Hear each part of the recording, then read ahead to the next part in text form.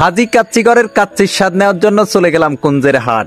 গত 6 তারিখে ছিল হাজী কাচ্চিগড়ের শুভ উদ্বোধন। প্রথমে আমরা ভোলার একজাক্ট কন্টেন্ট ক্রিয়েটর মিলে হাজী কাচ্চিগড়ের মালিক মোহাম্মদ শাহিন মিয়ার সাথে দেখা করলাম। তারপর ঘুরে ঘুরে একটু হাজী কাচ্চিগড়ের কেমন ডেকোরেশন করেছে একটু দেখলাম। এই যে কাচ্চির জন্য কাচ্চিগড়ে আসছি আমরা, কাচ্চির জন্য ওয়েট করতেছি। কাচ্চির জন্য কিসের জন্য ওইটা আম্মু তোমার দুপুরে খাওয়া দাওয়া হয়েছে? না, কাচ্চির জন্য না হয়নি। আমার কাছে ভীষণ ভীষণ ভালো লাগে। আলহামদুলিল্লাহ, আল্লাহ পাক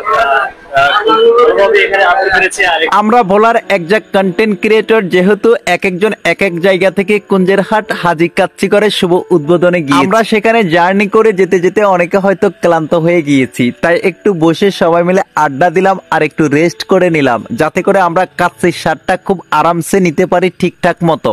আমরা হাজী কাচ্চিগড়ে 5 মিনিট বসতে বসতে দেখলাম কিছুক্ষণের ভিতরে একেবারে কানায় কানায় ভরে গেল কাস্টমার হাজী কাচ্চিগড়ে।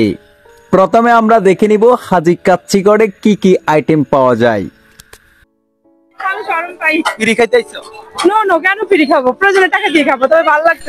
দীর্ঘ অপেক্ষার পরে অবশেষে আমাদের সামনে কাচ্চির প্লেটগুলো নিয়ে আসলো। হাজী কাচ্চিগড়ের শুভ উদ্বোধনের সময় 6 তারিখ বিকেল 5:30টার দিকে কুঞ্জের হাটে প্রচুর পরিমাণে বৃষ্টি হয়। সেই বৃষ্টির কারণে হঠাৎ করে বিদ্যুৎ চলে যায়। বিদ্যুৎ তো চলে গেছে, আর 3-4 ঘন্টা ধরে বিদ্যুতের আর কোনো খবর নেই। তাই আমরা দীর্ঘ অপেক্ষা করার পরে মোবাইলের ফ্ল্যাশ লাইট এবং ব্যাকআপ বাতি দিয়ে কাচ্চির স্বাদ নেওয়া শুরু করলাম। কুঞ্জের হাট হাজী কাচ্চিগড়ের কাচ্চির স্বাদ পেয়ে কে কত প্লেট খেতে পারে সেটার প্রতিযোগিতা লেগে গেল। সবার আগে আমি আমার প্লেটটা খালি করলাম। খুব স্বাদ, সবাই আসবেন।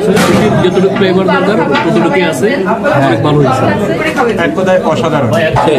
খাবারের মানটা যথেষ্ট ভালো। এটা আসলে মানসম্মত, যেরকমটা এক্সপেক্ট করছিলাম তার থেকে অনেকটা বেটার।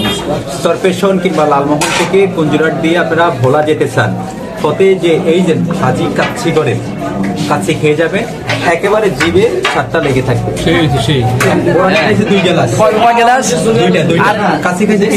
হাজী কাচ্চিগড়ের কাচ্চির স্বাদ নেওয়ার জন্য আপনার পরিবার নিয়ে চাইলে আপনিও যেতে পারেন। হাজী কাচ্চিগড়ের ঠিকানা কুঞ্জের হাট কুয়েত মসজিদ সংলগ্ন, সদর রোড, বোরহানউদ্দিন, ভোলা।